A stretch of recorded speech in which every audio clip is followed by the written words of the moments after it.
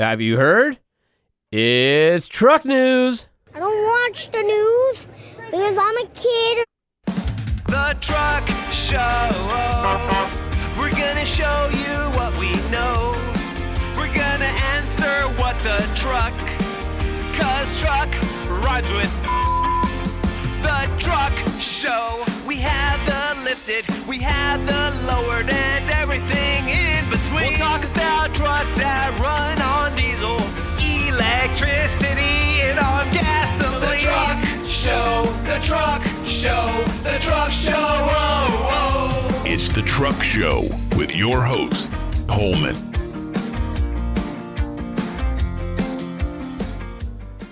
This episode of the Truck Show podcast, Have You Heard?, is proudly presented by Nissan. Nissan has the right truck or family hauler for your needs, along with legendary Nissan durability. Test drive a Frontier or Armada at a local dealer today, or point your browser to nissanusa.com, where you can use the build and price tool to configure a Nissan that fits your lifestyle. And if you love your truck as much as we love ours, then why not give it the best lubricants money can buy? A pioneer in synthetic lubricants for more than 50 years, AMSOIL products deliver wear protection, engine cleanliness, and fuel efficiency that conventional oils simply can't match. Whether you need oil, lube, grease, transmission fluid, car care products, filters, or even complete oil change kits, you'll find everything you need at AMSOIL.com. If you're a truck guy, then you're definitely a knife guy, and you should have a Kershaw in your pocket. All Kershaw knives, regardless of price point, come with a limited lifetime warranty and lifetime sharpening. Repair parts such as pocket clips, screws, and springs are readily available through the website, and the Kershaw lineup has everything from EDC knives that can be used and abused for under $50 all the way up to high-end collectibles. Thanks to our generous partnership with Kershaw Knives, Truck Show podcast listeners can get 40% off MSRP and free shipping over $50 by using the code 25TSP40 at checkout on the Kershaw.kaiusa.com website. When it comes to amazing adventure content, how-tos, and great storytelling, only one brand is doing it right in the print magazine space, and that's OVR, Outdoor Vehicle Recreation. OVR is about getting out there in our vehicles to explore and discover the world around us. Get complimentary access for a year to the digital library or a discount on your print subscription today at ovrmag.com. Use the promotional code at Truck Show Podcast. Please support the Truck Show Podcast today by patronizing our sponsors. Have you heard? No. Well, Honda finally released pricing on its 2026 Honda Passport Trail Sport, which is the unibody competitor to the 4Runner. It comes from the factory with 31-inch tires and a whole lot of stuff geared toward off-roading. It's Honda's most capable SUV ever. And if you remember us talking about on the show, not only do you get some suspension improvements and increase, you get exhaust tips that are tucked, you get better approach and departure angles. You also get full steel skid plates, which protect everything from the oil pan all the way back to the fuel tank, and they can hold the weight of the nearly 5,000-pound Passport.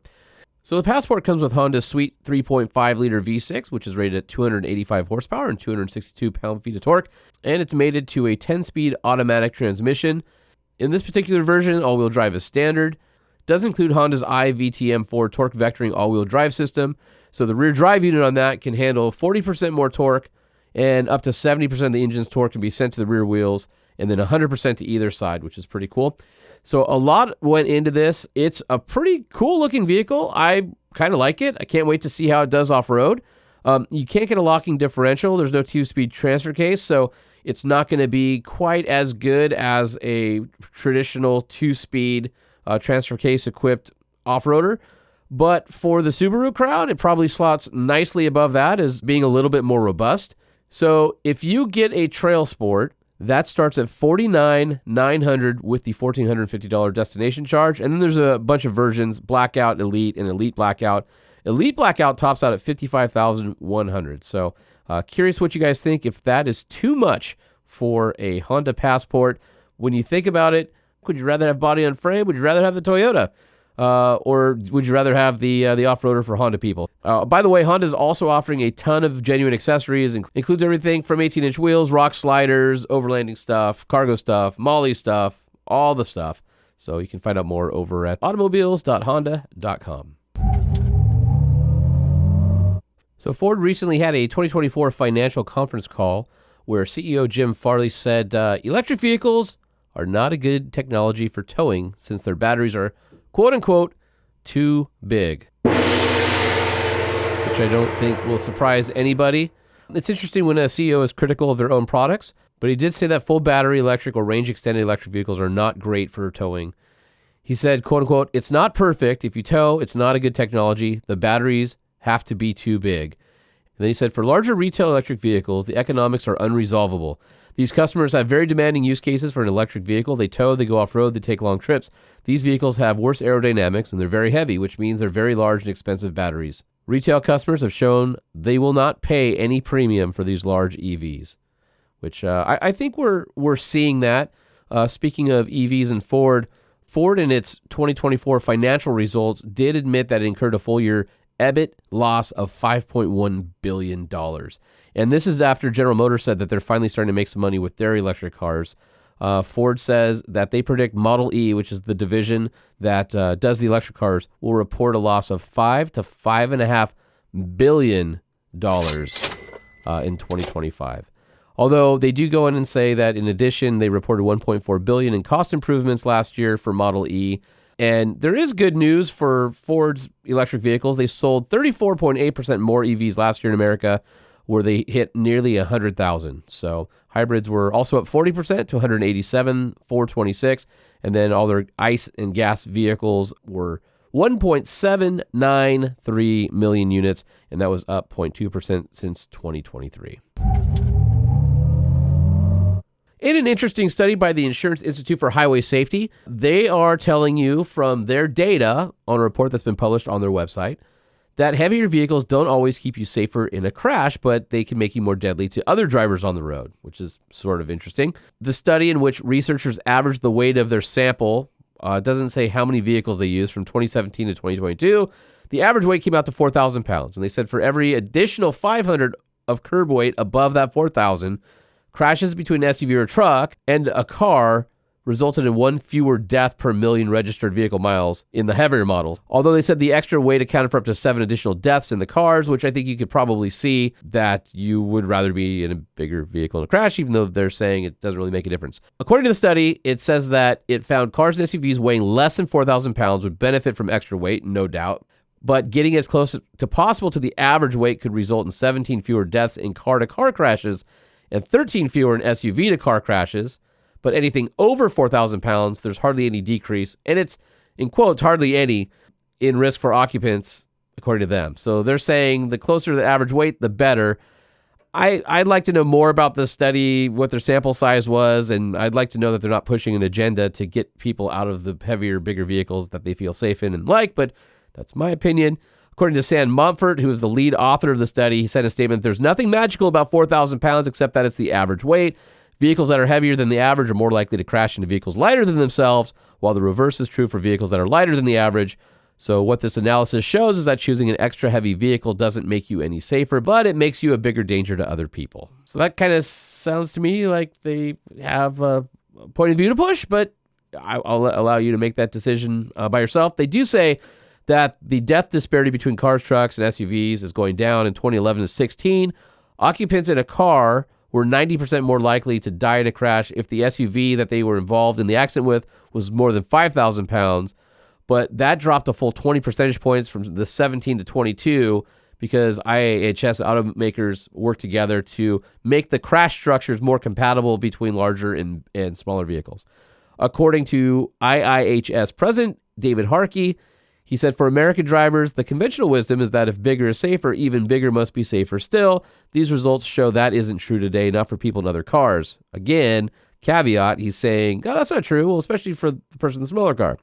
And this is important, not for the occupants of the large vehicles themselves. So he corrects kind of his course there and puts the onus back. I feel like there's a push to get people out of our big trucks and the things that we love and the big things that we drive our family around and the things we want, and they kind of want to shame you a little bit into choosing something smaller.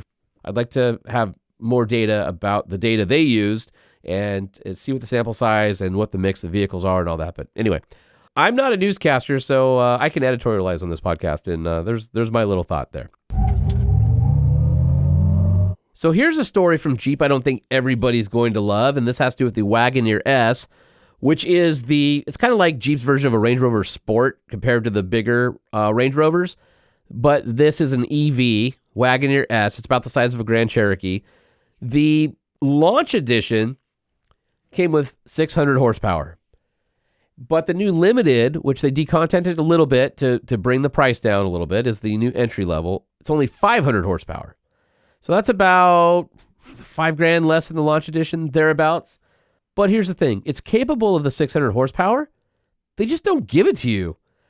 You have to buy an upcoming propulsion boost package, which means you have to pay a fee, and over the air, they'll unlock the extra horsepower. And I know a lot of people got really pissed at BMW because they're like, in some markets, they were testing like charging a subscription fee for your seat heaters. Something you already bought on the car, just not working unless you paid monthly. And they pulled that because people hated it. And even Mercedes had a similar deal for part of its EQ range. For $600 a year, you could get 60 more horsepower from the EQE sedan and SUV. Or you could pay permanently for the extra power, one-time fee of $1,950. People are so sick of subscriptions, they're just like, why would you do that? Anyway, as far as the Wagoneer S goes, we don't have a price for what that package is going to cost. It'll just be available later this year. If automakers continue to nickel and dime you and you can't just go out and buy, and it's the same thing as like, for those of you who are creatives who use like the Adobe suite, that's $600 a year. You can't just go and buy the software anymore. You have to buy the subscription. That's going to kill new cars. It's just, people don't want to do that. And I'm definitely not in love with it. So Jeep's had some troubles with pricing lately. I can't imagine that they're making their customers even happier by not only having the high prices that they've clawed back, but then going, oh, well, here's our new vehicle. If you want more out of it, here's some subscription fee items that you can pay regularly for. I don't love it, guys. I don't love it. So I think those of us in the know understand that this has been going on for a while. If you remember, we did a episode where we talked about the most expensive headlights, and it turns out taillights as well are just expensive, especially when you add in the LEDs, you add in the blind spot units in there, all that. Well, it turns out thieves are catching on, and I think some of you are probably the victim of this, and they're starting to steal the taillights because the taillights are worth thousands of dollars. A pair on some vehicles are between $4,000 and $6,000 plus dollars. And according to Fox 26 Houston, this has been a huge problem along the I-45 corridor from Galveston to Houston. And they just got a hold of a theft ring that's been operating for months or longer. So the Webster Police Department arrested 3 suspects. Just those 3 were accused of stealing $92,000 worth of taillights from 34 victims in the Harris County region. So as you might expect, the majority of trucks targeted were Ford Super Duties, and one victim told News 4SA in San Antonio it cost her over $6,000 to replace the taillights from her F-350. San Antonio City Police arrested 2 people during a September traffic stop, and they found that those suspects had a dozen taillights in their vehicle. What I don't understand is why you guys aren't locking your tailgates, especially on these newer fancy trucks, the ones that lock with the doors. Or you could always get a tonneau cover if you're more of an air hauler or not using your bed all the time, because that's becoming a really big deal. I can't believe that the manufacturers aren't protecting their buyers more than they are. Like, why isn't Ford having tamper-resistant plates or something? Maybe they figure if you're locking your tailgate, it won't be a big deal. But it goes back to the Wrangler 392s and the TRXs and the Hellcats and the fact that keys can get cloned. I feel like manufacturers are really slow to respond to these types of thefts, and they should be doing more to safeguard their customer, even though they make money off of insurance and people buying replacement parts. I don't know. That's one of those things that kind of bugs me. So if you've got a new pickup truck where if you drop the tailgate, the hardware to access your fancy LED taillights that might have your blind spot sensors and all that in it, lock your tailgate, all right? Public service announcement from the Truck Show podcast. Lock your tailgate. Keep your lights safe. So our friends over at The Drive had kind of a cool story this week, and that was from a posting on Tundras.com, which showed a 2022 Toyota Tundra for sale that had more than 200,000 miles on the original engine. So what's funny is this truck would still be eligible for the recall, which covers around 100,000 of these engines that are failing due to a manufacturing defect that left metal shavings in the engines. Anyway, the interesting thing about this particular engine, so it's a 3.4 twin-turbo V6, and it first hit the road in July of 2022 in Tampa Bay, and the original owner let it go in October of 24 with 210,444 miles on it. So they averaged over 100,000 miles per year or more than 300 miles per day every day for 2.5 years. So I think that goes back to proving that highway miles are way easier on a vehicle than just about any other kind of miles. And checking its Carfax, there's 25 service records, mostly from Toyota dealerships, and there's only one repair, and that was a fuel hose at 162,000 miles. Outside of that, it was all routine maintenance, fluids and tire rotations and things like that. The interior looks like it's in pretty good shape as well. And the dealer's asking for $26,500, even though it's got 210,000 miles on it. So I guess they keep their value, typical Toyota, even one like this. So if you want to find out more, head on over to the driver. You can read more about this particular Tundra, which is, I think it's kind of cool. So Rivian is finally able to sell their cute little electric Amazon vans. Any business fleet can pick one up. According to Tom Solomon, who's Rivian Senior Director of Business-to-Business Sales and Development, says that there's been a lot of interest on these. Plumbers, electricians, florists, food service, dry cleaning. They love the RCV, which is the Rivian cargo van. He says that the non-Amazon vans are pretty much going to be identical to the Amazon models, just without the Amazon branding. The exclusivity agreement between Rivian and Amazon ended in 2023, and Rivian has been selling RCV only to bulk customers since that happened, but now if you want to do a one-off, they'll do it. But be prepared to spend some coin. The Rivian commercial van starts at a cool $79,900. Yeesh. At least it's cute. And in case you're interested, there's a Delivery 500 model, which is the smaller of the two models offered. Payload's 2,663 pounds, got gross vehicle weight rating of 9,500 pounds, and it offers 487 cubic feet of usable cargo volume. They also make a larger version called the Delivery 700. It's a step-up model. Get a longer and wider van. Cargo volume goes up to 652 cubic feet, which is around a third, and payload drops a bit because your van's heavier to 2,258. Otherwise, it's the same, and gross vehicle weight rating's the same. Powertrain's the same between the two of them. You get the single motor, front-wheel drive, with the electric motor, does 320 horsepower, 299 pound-feet of torque. You get about 161 miles on a charge of the Delivery 500, and you get 160 miles with the 700. So anyway, anybody looking for an electric van? Again, the Delivery 500 will set you back $79,900. The 700, which is the bigger one, $83,900. So while it would be good for an in-town business that is just running around, you would have to really believe that Rivian has the answer for longevity and that this van's going to last a lot longer than your traditional vans, in my opinion. So what do you say we get into some recalls? Because we have a lot this week. In fact, we had so many, I made a new jingle. Check engine light just went on. Noise under the hood takes like a bomb. Recall covers metal, glass, leather, and plastic. Door handle pulled off in my hand. Just fantastic. All right, so here's the recalls for the week. Stellantis is recalling over 6,000 Ram trucks for airbag inflator issues. So the airbag inflators might rupture during deployment and could injure you instead of helping you. They're calling approximately 6,066 units from 4th generation Ram 1500, 2500, 3500, and 3500 chassis cab trucks that were built with the current airbag inflators that might rupture. So apparently Stellantis isn't the only one having recall woes this week, because GM just recalled the GMC Sierra 1500 because the upper grille section that's attached to the front edge of the hood could fly off, and this affects 70,000 Sierra 1500s. According to GM, the part that is in question is equipped on vehicles that have the chrome grille specifically, and according to NHTSA, there could be defects in the fasteners that hold that grille section in place. And there are 8 attachment points, and if they fracture, well, then the deflector can come off, and the trim piece could become a projectile. They do say that the trim might appear loose and rattle before it leaves the truck. So apparently GM is in the middle of developing a remedy, but no fix is available. So if you've got that truck with the chrome grille, Check the front. If it looks like it's broken, then tape it down or do something so you don't lose it. Dealer notification already began, and owners will be notified by the end of March. So just so Ram and GMC don't feel alone, Toyota has entered the chat with 106,061 2024 to 2025 Tacomas that may suffer from a rear brake hose leak because of the buildup of mud and dirt. So this only affects four-wheel drive trucks with 17-inch wheels and 16-inch brakes. That's it.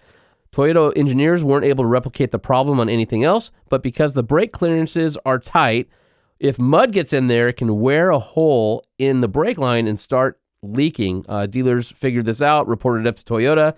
They are currently investigating a fix for it. Toyota says that it has already notified dealers of the problem, and they'll start mailing out notices by April 7th. So if you're a Toyota Tacoma owner, keep an eye on those rear brake lines, especially if you actually like to go off-road, which is a lot of you.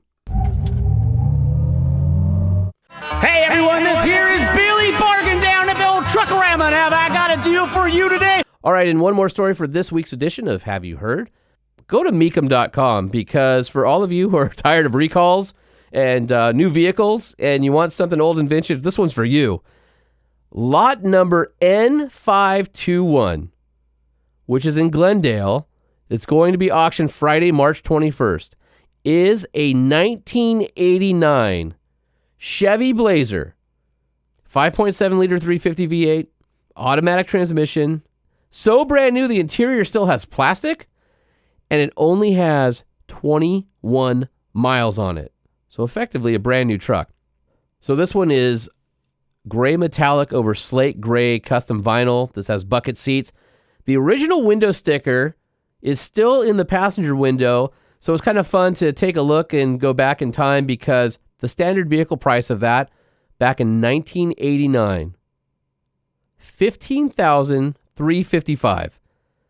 And this one's really loaded. So Preferred Equipment Group K5A2 cost $3,987 back then. That included the Silverado Equipment Group, air conditioning, folding rear seat, what they call operating convenience package, electronic tune AM/FM stereo radio with cassette and digital clock, electronic speed control, which is cruise control, fuel tank and skid plate shields, deep tint glass, comfort tilt steering wheel, intermittent wipers, front color keyed floor mats, rear color keyed floor mats, and EXT below eye line mirror. But other options, okay, check this out. 4-speed auto with overdrive, $795. HD trailering, $398.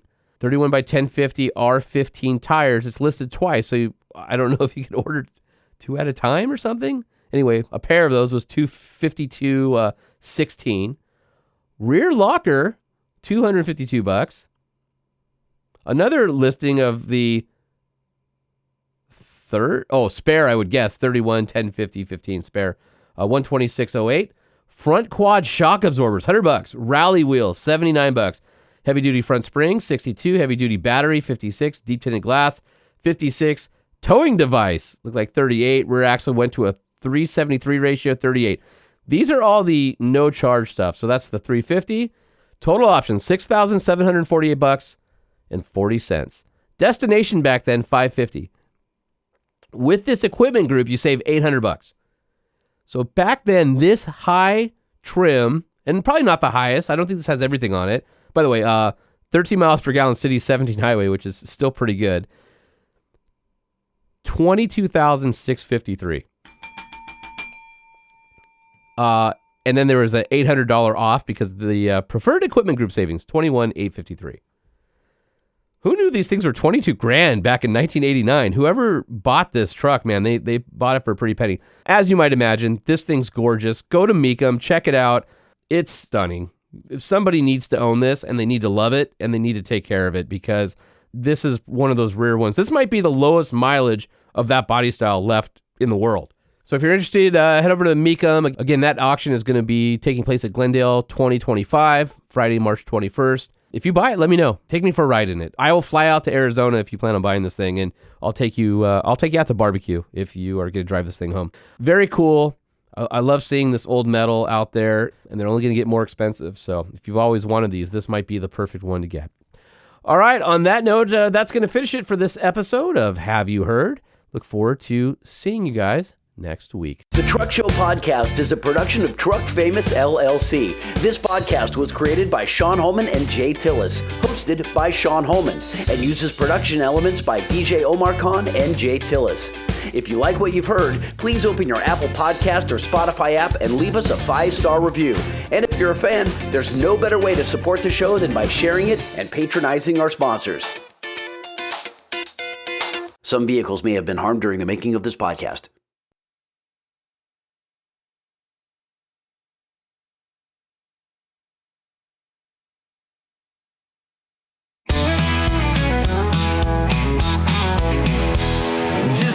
Me a new pickup truck.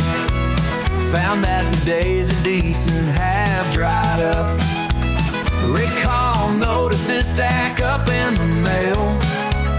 Get to the dealer before things fail. Check engine light just went on. Noise under the hood ticks like a bomb. Recall covers metal, glass, leather and plastic. Door handle pulled off in my hand, just fantastic. Where did the quality go for 50 grand plus? Fix this, fix that, it's a must. Spent all my money on this bad move. Bought this truck instead of food. Check engine light just went on. Noise under the hood ticks like a bomb. Recall covers metal, glass, leather and plastic. Door handle pulled off in my hand, just fantastic.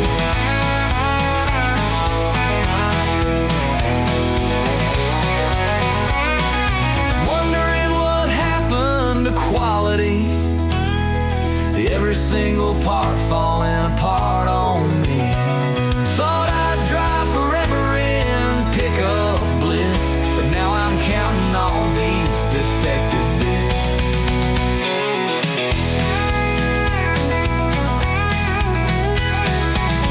Too many issues coming premature. Wish I never sold that 78, that's for sure. Sold on new and improved, and I'm not rich. Thinking about driving into a ditch. Check engine light just went on. Noise under the hood ticks like a bomb.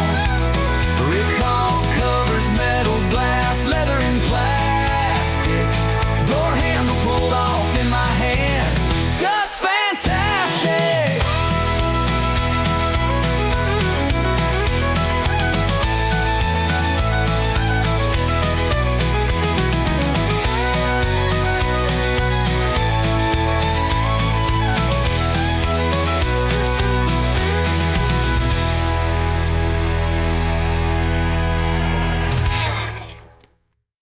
Oh my God, excuse me.